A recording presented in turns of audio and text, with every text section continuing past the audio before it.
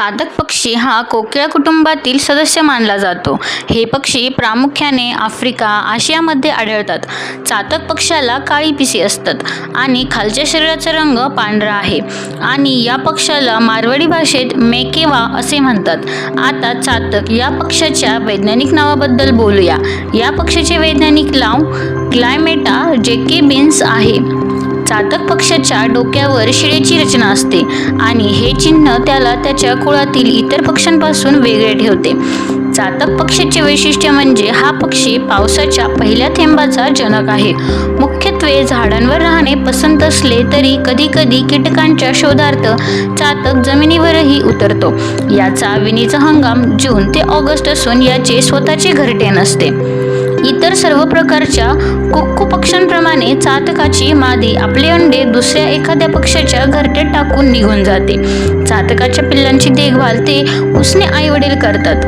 उन्हाळ्यात आपण अनेकदा छतावर आणि अंगणातल्या भांड्यात पक्ष्यांसाठी पाणी ठेवतो. सर्व पक्षी येऊन त्यामधील पाणी पितील, पण चातक पक्षी तहानलेला असूनही तसे करणार नाही. चातक पक्षी फक्त पावसाचे पाणी पितात. हा पक्षी कोणत्याही तलावाचे, नदीचे पाणी पित नाही. ती तहानेने मेली तरी पावसाशिवाय दुसरे पाणी पित नाही. चातक हा कीटकभक्षी पक्षी आहे. कीटकांशिवाय फळे खातानाही दिसून येते. चातक पक्ष्याची वेगळी गोष्ट म्हणजे तो आपली अंडी इतर पक्ष्यांच्या घरट्यात घालतो. हे पक्षी बुलबुल, बडबड या पक्ष्यांच्या घरट्यात अंडी घालतात. चातक पक्षी हा प्रामुख्याने आशिया आणि आफ्रिका खंडातील पक्षी आहे. भारताबद्दल बोलायचे झाले तर हा पक्षी उत्तराखंडमध्ये आढळतो. गढवालमध्ये चातकऐवजी चोली म्हणतात. मारवाड, राजस्थानी याला माधवा आणि पपिया असेही म्हणतात. चातक पक्ष्यांना कोरड्या ऋतूत पाणी गळणारी झाडे असलेल्या ठिकाणी राहायला आवडते, जेथे आजूबाजूला जास्त पाणी नसते. त्यांना खूप कोरडी किंवा झाडे नसलेली ठिकाणे आवडत नाही. हे पक्षी आफ्रिका, भारत, श्रीलंका आणि म्यानमारच्या अनेक भागात आढळतात. प्रजननासाठी हंगाम आणि चातक पक्ष्यांच्या सवयी प्रदेशातील हवामान आणि भूगोल प्रजनन हंगामावर परिणाम करतात. चातक पक्ष्यांच्या उत्तर भारतीय प्रजाती असून जून ते ऑगस्ट या महिन्याच्या काळात ते प्रजनन करतात, तर दक्षिण भारतीय उपप्रजाती जानेवारी ते मार्च या कालावधीत प्रजनन करतात. या पक्ष्यांची घरटी बांधलेली नाहीत. नर आणि मादी दोन्ही चातक पक्षी जेव्हा अंडी दुसऱ्या पक्ष्याच्या घरट्यात घालतात तेव्हा त्यांचे पालन पोषण करतात.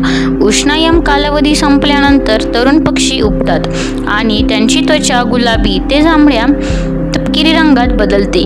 पिप्पिपियू असा धातूसारखा खणखणणारा आवाज काढून एकमेकांचा पाठलाग करणारे चातक भर पावसात बघायला मिळतात.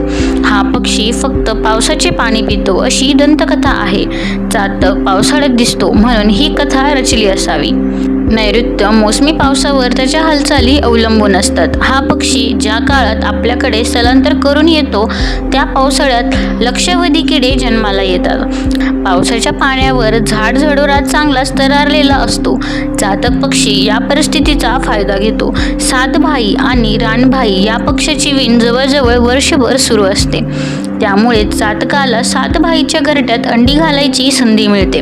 दरवर्षी चातक पक्षी सर्वात पहिल्यांदा आणि सर्वात शेवटी दिसल्याच्या तारखा वहीत लिहून ठेवल्यास पावसाळ्याचा अंदाज बांधायला उपयोगी पडतात. धन्यवाद.